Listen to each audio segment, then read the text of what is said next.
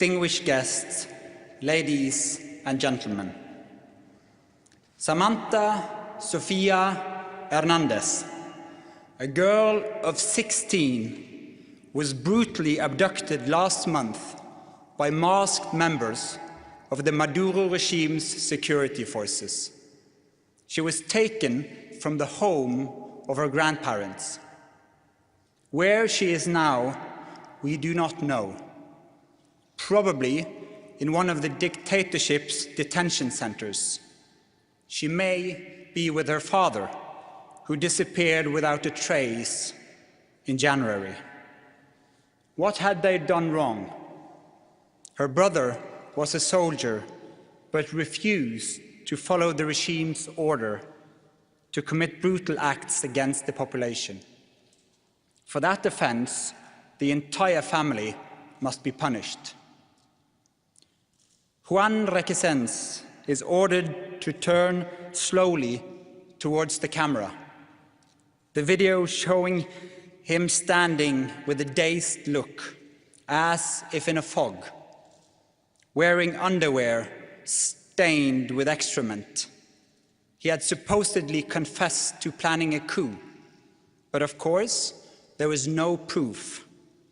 The day before his arrest, Juan had stood before the National Assembly. He gave a speech in which he repeated one key sentence, a promise to his country and to himself: I refuse to give up. Alfredo Diaz, an opposition leader and former mayor, was pulled from a bus last November and thrown into the depths of El Coide, Latin America's largest torture center. One more political prisoner in a long line of others. This week came the news of his death. Another life gone, another victim of the regime. These stories are not unique. This is Venezuela today. It is how the Venezuelan regime treats its own people. A sister, a student, a politician. Anyone who still believes in stating the truth out loud may disappear violently into a system built specifically to eradicate this belief. Samantha, Juan, and Alfredo were not extremists. They were ordinary Venezuelans dreaming of freedom, democracy, and rights. For this, their lives were stolen from them. Under this regime, children are not spared. More than 200 children were arrested after the elections in 2024. The United Nations documented their experience as follows: plastic bags pulled tight over their heads, electric shocks to the genitals, blows to the body so brutal it hurt to breathe, sexualized violence, cells so cold as to cause intense shivering, foul drinking water teeming with insects, screams that no one came to stop. One child lay in the dark, whispering his mother's name over and over, in the hope she would not believe he was dead. A 16-year-old boy eventually came home, so ravaged by electric shocks and beatings that he could not hug his mother without pain shooting through his body. For months, he jumped at every sound and barely slept. At night, he would wake with a jolt, convinced the soldiers were back to resume their attacks. As we sit here in Oslo City Hall, innocent people are locked away in dark cells in Venezuela.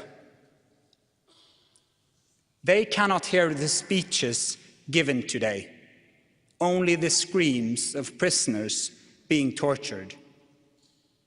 This is how authoritarian powers try to crush those who stand up for democracy. The United Nations has declared these acts to be crimes against humanity. This is the regime of Nicolás Maduro. Venezuela has evolved into a brutal, authoritarian state facing a deep humanitarian and economic crisis. Meanwhile, a small elite at the top, shielded by political power, weapons, and legal impunity, and human trafficking. Daughters simply disappear.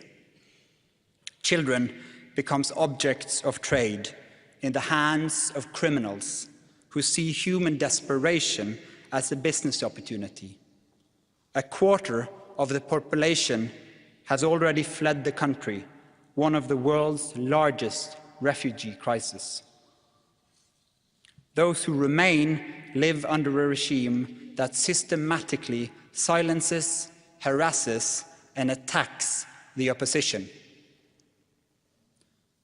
Venezuela is not alone in this darkness. The world is on the wrong track. The authoritarians are gaining. We must ask the inconvenient question: why is it so hard for us to preserve democracy, a form of government that was conceived to protect our freedom and our peace? When democracy loses, the result is more conflict, more violence, more war. In 2024, more elections were held than in any previous year, but ever fewer are free and fair. The power of the law is misused, independent media are silent, and critics are imprisoned. More and more countries, including those with long democratic traditions, are drifting towards authoritarianism and militarization. Authoritarian regimes learn from each other. They share technology and propaganda systems. Behind Maduro stands Cuba, Russia, Iran, China, and Hezbollah, providing weapons, surveillance, and economic lifelines. They make the regime more brutal and more robust. And yet, amid this darkness, we find Venezuelans who have refused to give up, those who keep the flame of democracy alive, who never yield despite the enormous personal costs. They remind us continually of what is at stake. Many of them are here with us today.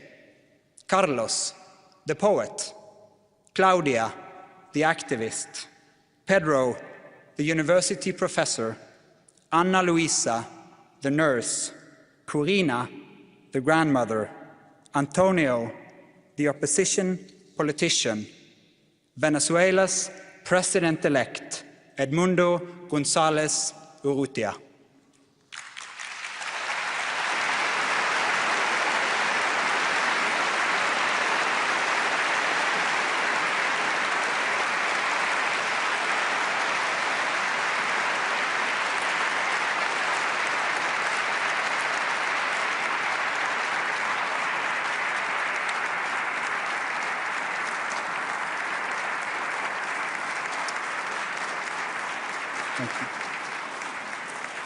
The Nobel Peace Prize laureate, María Corina Machado, has done everything in her power to be able to attend the ceremony here today, a journey in a situation of extreme danger.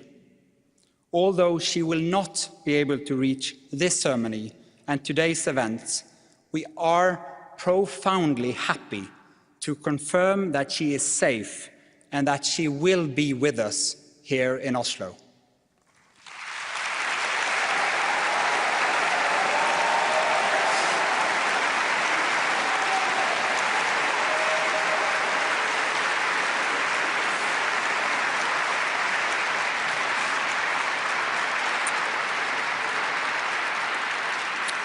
At the heart of the battle for democracy shines a simple truth. Democracy is more than a form of government. It is also the basis for lasting peace. Millions of Venezuelans know this. Year after year, students, trade unions, journalists, business groups, and ordinary citizens have mobilized in waves of resistance. They have filled the streets in protest. When their votes were taken away, they banged pots and pans. When state surveillance is inescapable, they whisper. People across the political spectrum, from communists to conservatives, have risen to challenge the regime. The opposition has tried one strategy after another. Through it all, they have said, "We strive not for revenge, but for justice, for the sanctity of the ballot box, for democracy and for peace." But they are told, in reply, that those things are impossible, that they will fail. And when the Venezuelans asked the world to pay attention, we turned away. As they lost their rights, their food, their health and safety, and eventually their own futures, much of the world stuck to old narratives. Some insisted Venezuela was an ideal egalitarian society. Others wanted only to see a struggle against imperialism. Still others choose to interpret Venezuelan reality as little more than a contest between superpowers, overlooking the bravery of those who seek freedom in their own country. What all these observers have in common is this: the moral betrayal of those who actually live under this brutal regime. If you only support people who share your political views, you have understood neither freedom nor democracy. Yet many critics stop there. They see local democratic forces cooperating by necessity with actors they dislike and use that to justify withholding support. This puts ideological conviction ahead of human solidarity. How should we regard those who use all their energy finding fault with the hard choices that brave defenders of democracy have had to make, instead of recognizing their courage and their sacrifice, or asking how we too can help fight dictatorships?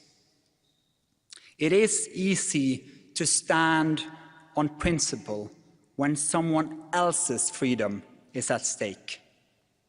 But no democracy movement operates in ideal circumstances. Activist leaders must confront and resolve dilemmas that we onlookers are free to ignore. People living under dictatorship often have to choose between the difficult and the impossible. Yet many from us, from a safe distance, expect Venezuela's democratic leadership to pursue their aims with a moral purity their opponents never display. This is unrealistic, this is unfair, and it shows ignorance of history. Many who have stood at this podium to receive the Nobel Peace Prize, including Lech Walesa and Nelson Mandela, knew well the dilemmas of dialogue. In authoritarian systems, dialogue can lead to improvement, but it can also be a trap. Dialogue is often used to buy time, create division, and control the agenda. María Corina Machado has participated in dialogue processes for years. She's never rejected the principle of talking to the other side, but she's dismissed empty processes. Peace without justice is not peace. Dialogue without truth is not reconciliation. Venezuela's future can take many forms, but the present is one thing only. It is horrific. That is why the democratic opposition in Venezuela must have our support, not our indifference or worse, condemnation. Every day, its leaders must choose a path that is in fact open to them, not the path of wishful thinking. Support for democratic development is support for peace. But since the announcement of this year's Nobel Peace Prize, the question has been posed: does democracy really lead to peace? The research findings are crystal clear, and the answer is yes. Not because democracy is perfect, but because the mechanisms of democracy make war less likely. Democracies are equipped with safety valves, free media, power-sharing structures, independent courts, civil society organizations, and elections that make it possible to change leadership without violence. In this political environment, differing options are not a threat to be put down, but an advantage. In a democracy, a leader who ignores facts can be replaced in the next election. In an authoritarian regime, the leader stays in power and replaces all who tell uncomfortable truths. Loyalty takes the place of reality, and dangerous decisions are taken in the dark. War is always costly, but in authoritarian regimes, it is not the leaders who pay the highest price. This is why democracy almost never go to war with each other, as authoritarian states are more prone to do. Nicolás Maduro's rule in Venezuela shows why. Conflicts are resolved with brute force, not negotiation.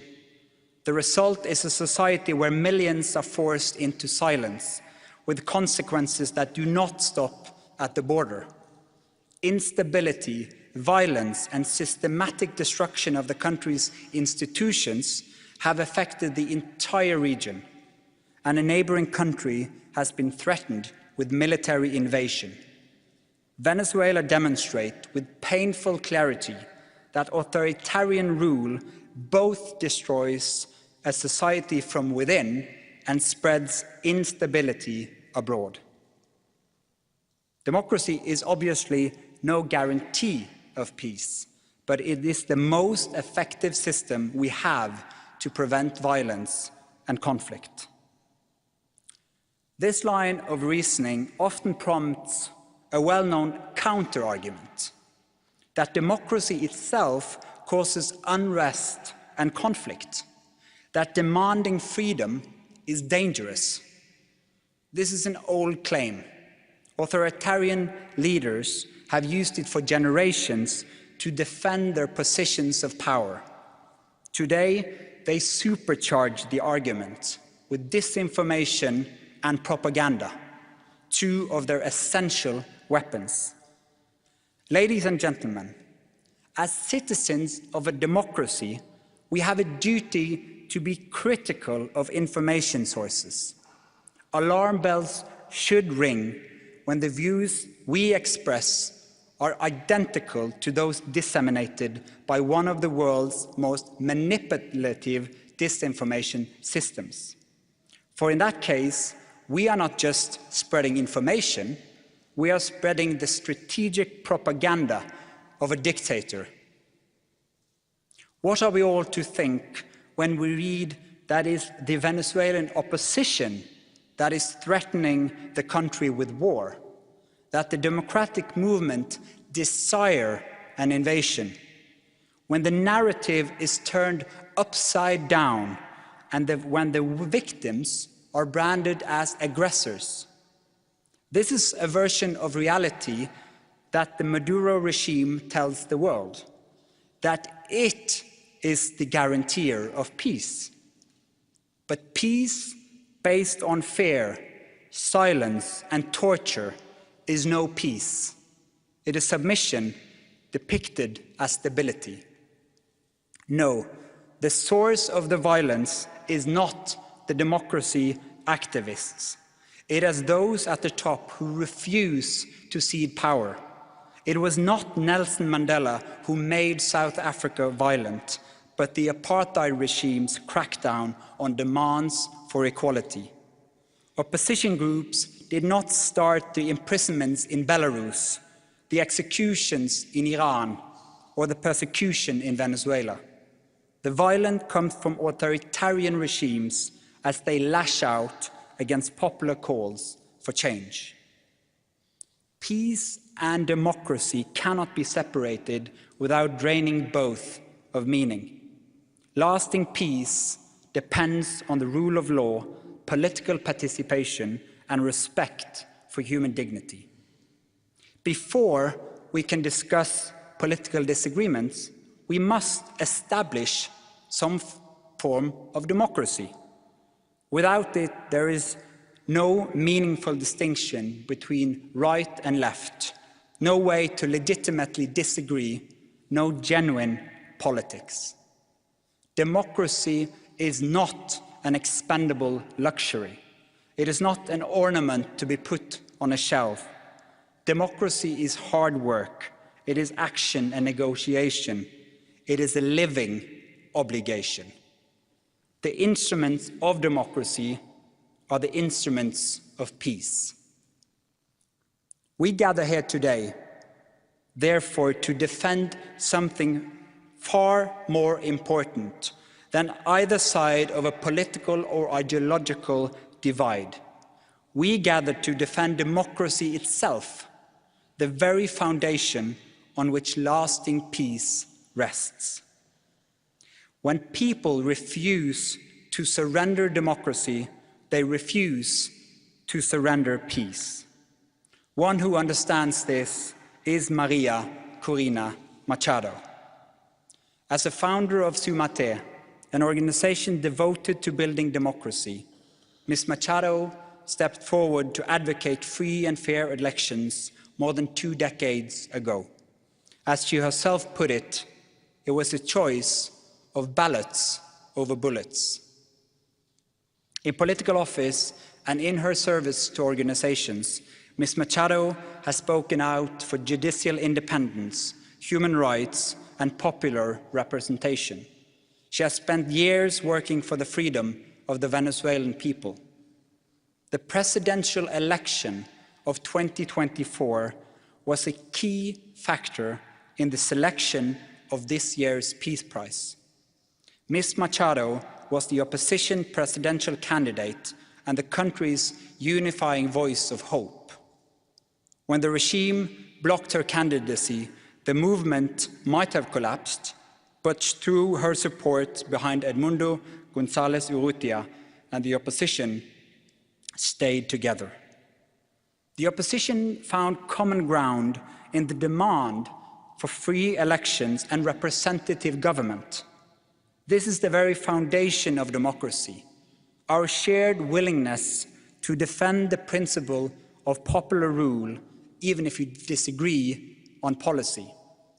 At a time when democracy is under threat around the world, it is more important than ever to defend this common ground. Hundreds of thousands of volunteers mobilized across political divides. They were trained as election observers and used technology in new ways to document each step of the election. Up to 1 million people stood watch over polling stations around the country. They uploaded vote tallies, photographed records, and secured copies before the regime could destroy them. They defended this documentation with their lives, then made sure the world learned the result of the election. This was grassroots mobilization, unlike any that Venezuelan and probably the world had ever seen. Ordinary citizens from all walks of life carrying out systematic, high-tech documentary work in an atmosphere of threats, surveillance, and violence. The efforts of this democracy movement, both before and after the election, were innovative and brave, peaceful and democratic. The opposition received international support when its leaders publicized the vote counts that were collected from the country's election districts, showing that the opposition had won by a clear margin. But the regime denied it all. It falsified the election result and clung to power violently. For the past year, Ms. Machado has had to live in hiding. Despite serious threats, she has remained in the country, an inspiration to millions. She is receiving the Nobel Peace Prize for 2025 for her tireless work promoting democratic rights of the people of Venezuela and for her struggle to achieve a peaceful and just transition from dictatorship to democracy. For a long, long time, the opposition in Venezuela has relied on democracy's toolbox to wage its peaceful civilian campaign. Over the years, Ms. Machado and her allies have had to adapt and change tactics. They have applied almost every democratic tool, from election boycotts when the system was too rotten, to participation when small openings in the process made it possible. They've tried dialogue, organization, mobilization, and extensive election documentation. Ms. Machado has appealed for international attention, support, and pressure, not for an invasion of Venezuela. She has urged people to stand up for their rights using peaceful, democratic means. Peace research shows it clearly. Widespread, non-violent mobilization is among the most effective methods of achieving political change in a dictatorship. When a population mobilizes and the international community exerts strong pressure and the security forces refrain from using violence against the population, a tipping point may arrive.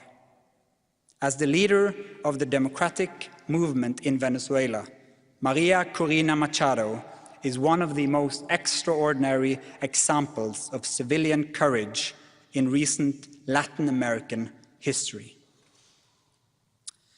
This year's Nobel Peace Prize fulfills all three criteria stated in Alfred Nobel's will.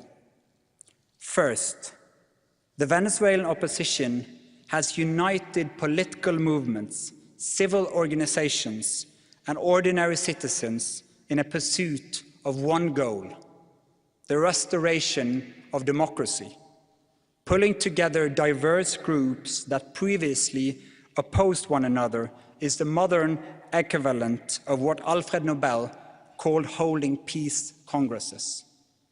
Second, Venezuela's democracy movement has opposed the regime's militarization of society. The regime has armed thousands of groups, authorized paramilitary bands to commit abuses, and invited foreign military forces into the country, thereby accelerating the militarization. By documenting abuses and demanding accountability, the opposition seeks to strengthen civilian democratic authority and roll back the influence of weapons. This deprives criminals and regime-friendly militias of their arms and autonomy, and satisfies Nobel's criterion of seeking peace through disarmament. Third, true fraternity or fellowship, the kind Alfred Nobel envisaged, requires democracy. Only when people are able to choose their leaders and speak without fear can peace take root. whether inside a society or between countries. Democracy is the highest form of fellowship and the surest way to lasting peace. Therefore, here today, in this hall, with all the gravity that attends the Nobel Peace Prize and this annual ceremony, we will say what authoritarian's leader fear most. Your power is not permanent. Your violence will not prevail over people who rise and resist. Mr. Maduro, accept the election result and step down. Lay the foundation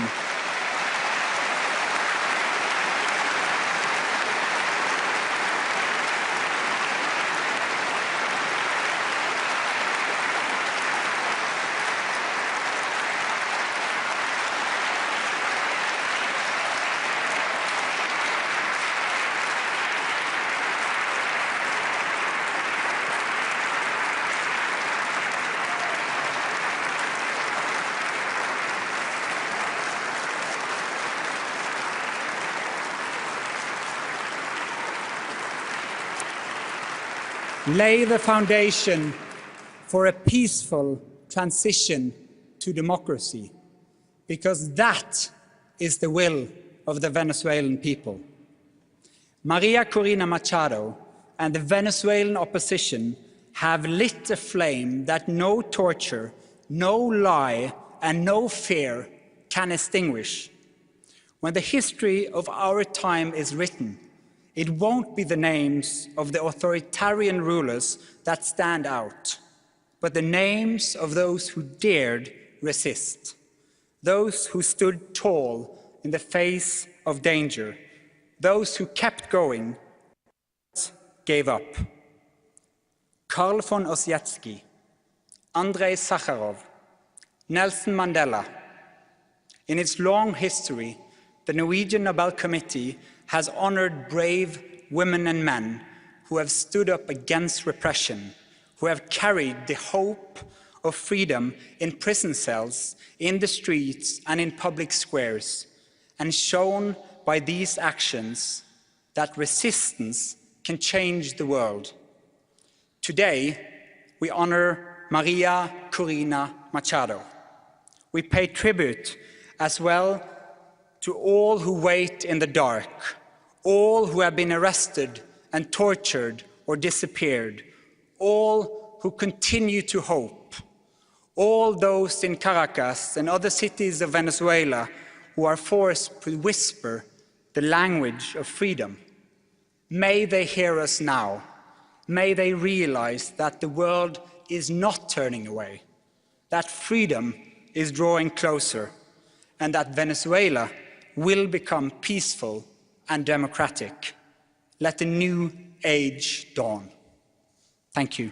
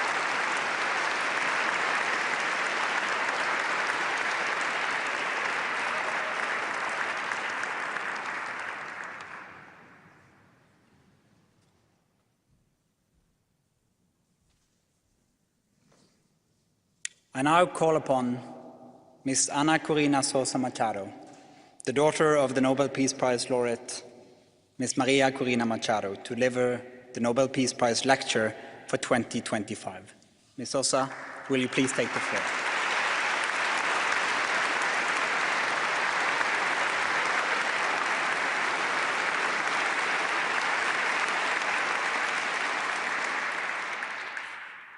Your Majesties, Your Royal Highnesses, distinguished members of the Norwegian Nobel Committee, citizens of the world, my dear Venezuelans.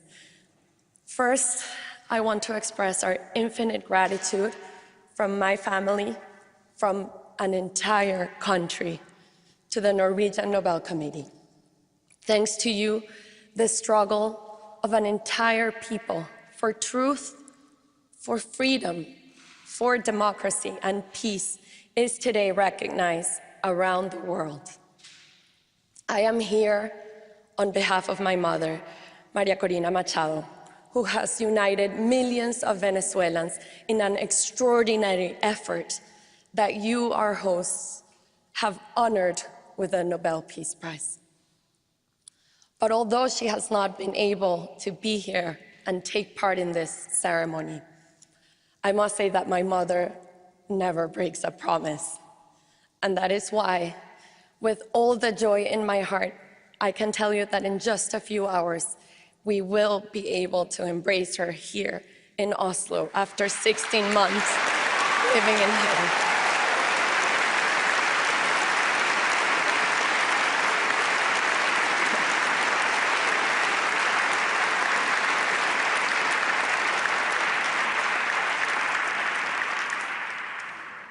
And as I await that moment to hug her, to kiss her, to embrace her after 2 years, I think of the other daughters and sons who do not get to see their mothers today.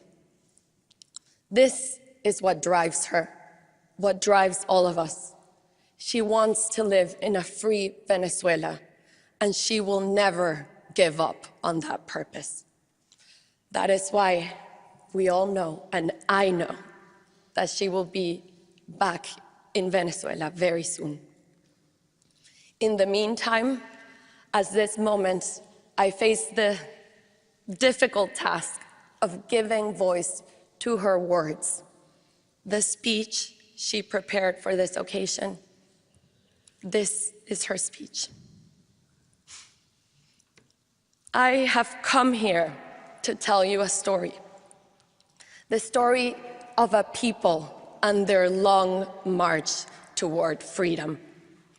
This march brings me here today as one voice amongst millions of Venezuelans who rose once again to reclaim the destiny that was always theirs. Venezuela was born of audacity, shaped by peoples and cultures intertwined. From Spain, we inherited a language, a culture, and a faith that merged with ancestral indigenous and African roots. In 1811, we wrote the first constitution in the Spanish-speaking world, one of the earliest republican constitutions on earth, affirming the radical idea that every human being carries a sovereign dignity. This constitution enshrined citizenship, individual rights, religious liberty, and separation of powers. Our ancestors carried liberty on their backs.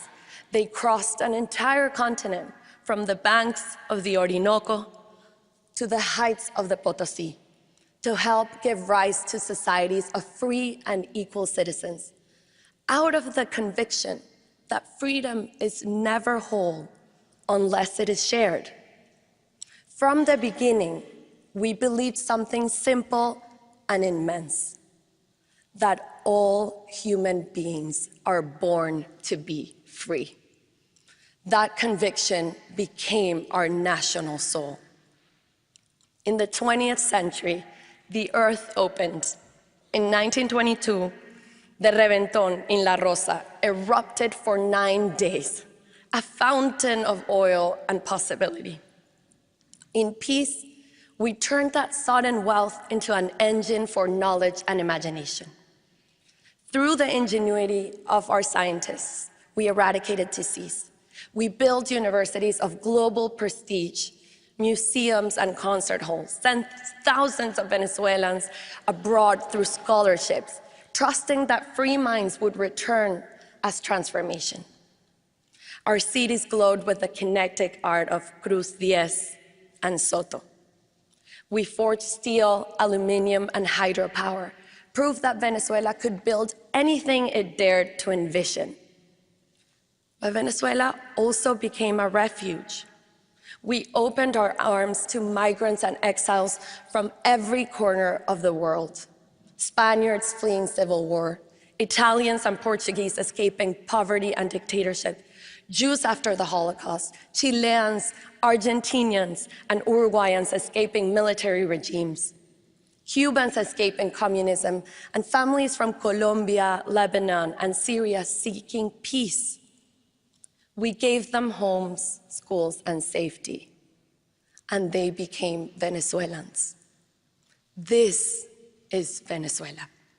We built a democracy that became the most stable in Latin America, and freedom unfolded as a creative force. But even the strongest democracy weakens when its citizens forget that freedom is not something we wait for, but something we become. It is a deliberate personal choice, and the sum of those choices forms the civic ethos that must be renewed every day. The concentration of oil revenues in the state created perverse incentives. It gave the government immense power over society, which turned into privilege and corruption. My generation was born in a vibrant democracy, and we took it for granted. We assumed freedom was as permanent as the air we breathed. We cherished our rights, but we forgot our duties. I was raised by a father whose life's work, building, creating, serving, taught me that loving a country meant assuming responsibility for its future.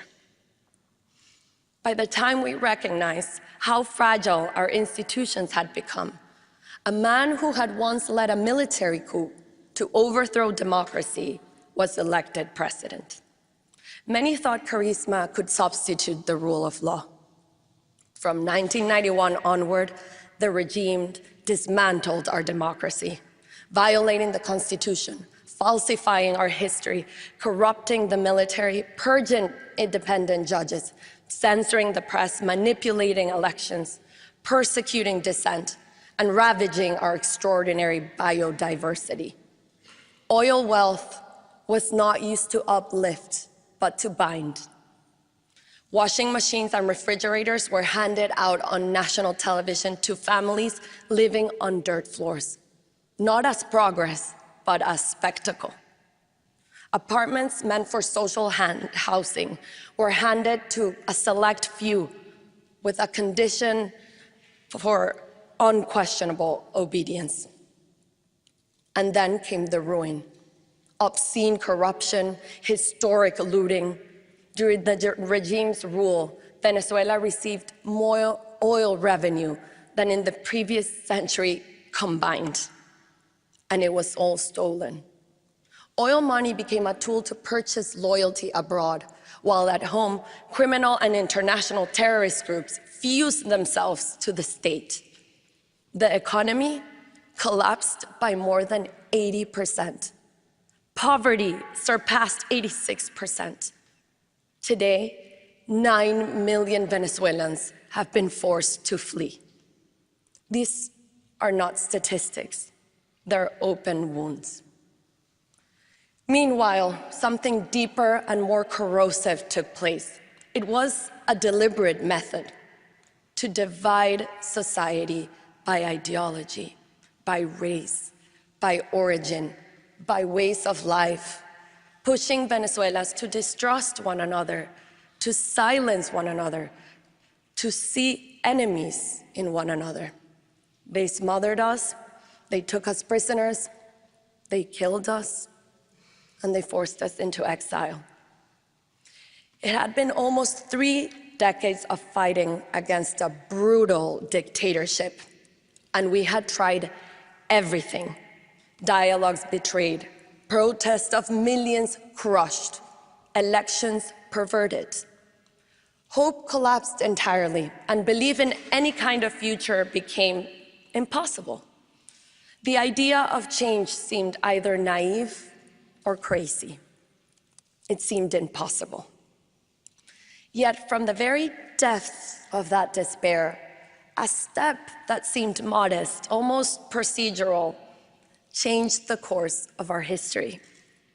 We decided against all odds to run a primary election. And unlike any act of rebellion, we chose to trust people, to rediscover one another. We traveled by road and by dirt path in a country with gasoline shortages, daily blackouts, and collapsing communications. Forbidding from advertising without money or media willing to speak our names, we crossed it only with our conviction. Word of mouth was our network of hope. And it spread faster than any campaign because our desire for freedom was very much alive within us, and it had never died. The forced migration that was meant to fracture us instead united us around one sacred purpose: to reunite our families in our land. Grandparents confided in me their greatest fear: dying before meeting their grandchildren abroad. Little girls with voices too small for such sorrow begged me to bring back their mothers and siblings scattered across the continent. Our pain fused into one heartbeat: bring our children home now. In May 2023, during a rally in the town of Noruega, a teacher named Carmen came up to me. She told me she had just run into her jefa de calle. A jefa de calle is a regime agent assigned to Carmen's block who decides, house by house, who receives a monthly food bag and who is punished with hunger. Shocked to see this woman there in that rally, Carmen asked her, "Why are you here?" And the jefa de calle replied, "My only son, who fled to Peru, asked me to be here today. He told me that if María Corina wins, he will return home.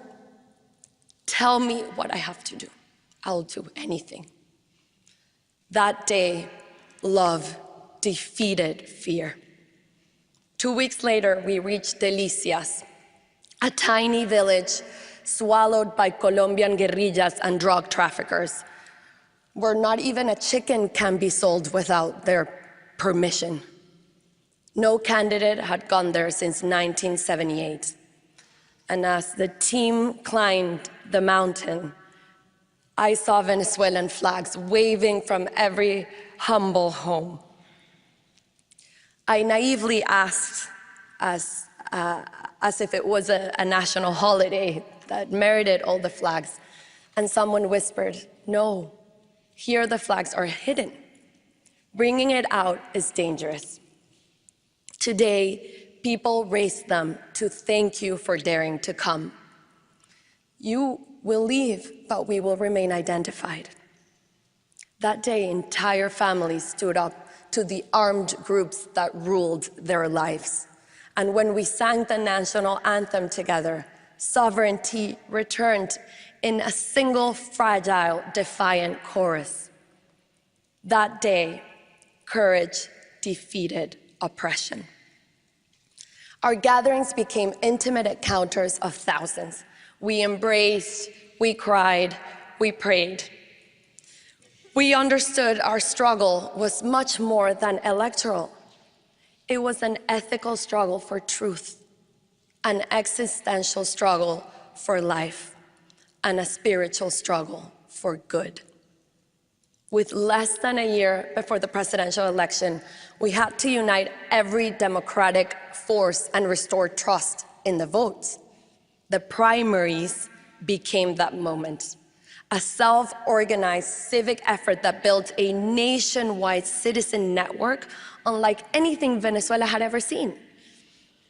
And on October 22nd of 2023, against all odds, Venezuela awoke. The diaspora, which was a third of our nation, reclaimed its right to vote. The son who had left cast his ballot alongside the mother who stayed. Lines stretched for blocks. Turnout was so overwhelming that ballots actually ran out. We trusted the people, and they trusted us back. What began as a mechanism to legitimize leadership became the rebirth of a nation's confidence in itself. That day, I received a mandate, a responsibility that transcended any individual ambition. I felt humbled and profoundly aware the weight with which I had been entrusted. Threatened by that truth, though, the regime prohibited me from running for president. It was a harsh blow, but mandates belong to the people. We set out to find another candidate who could take my place. Edmundo González Urrutia stepped forward, a calm, brave former diplomat.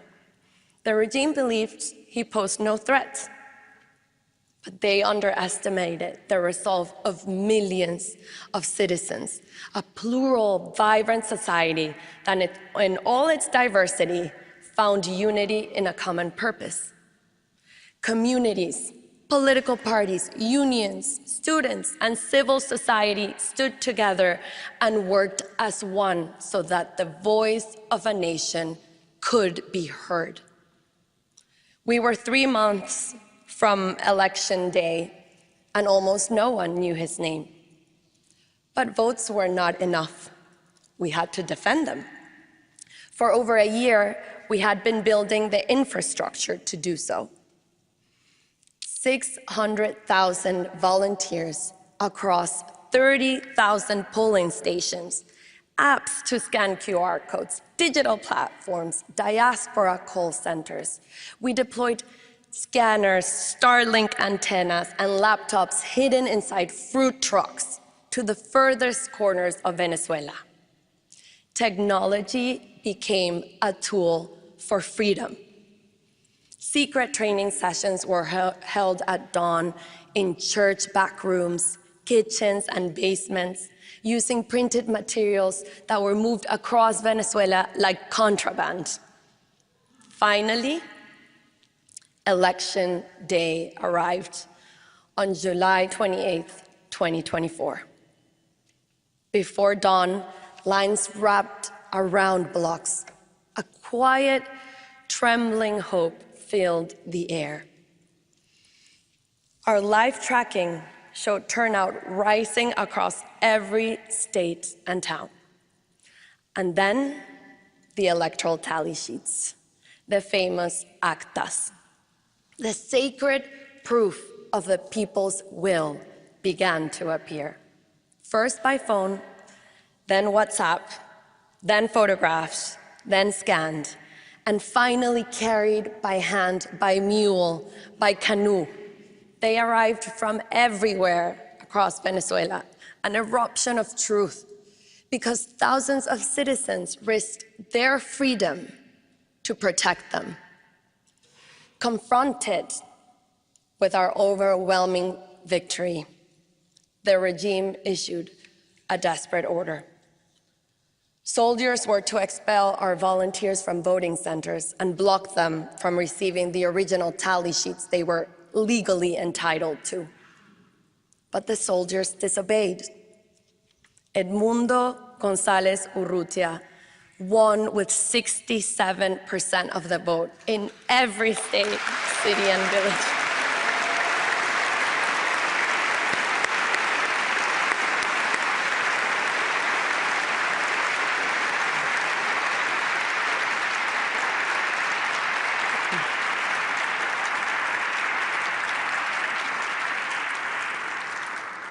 In every state, city, and village, every single tally sheet told the same story.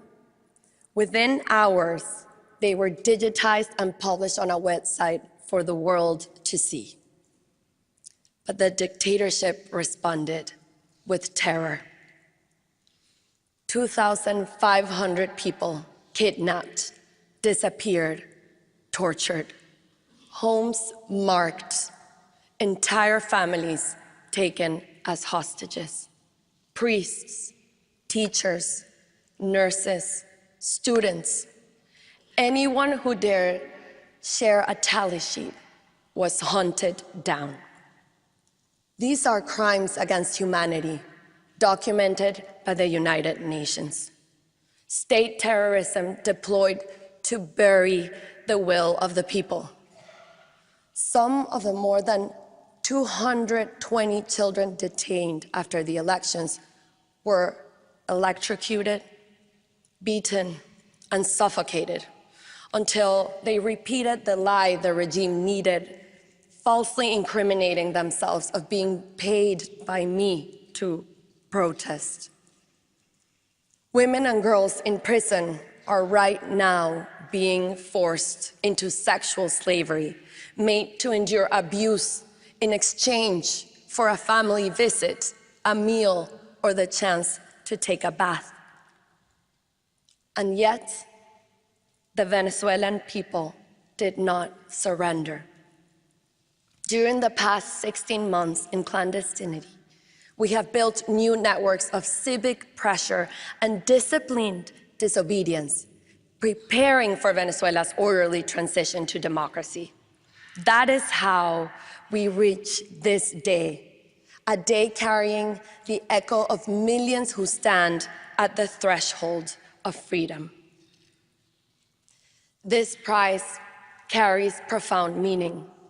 It reminds the world that democracy is essential to peace.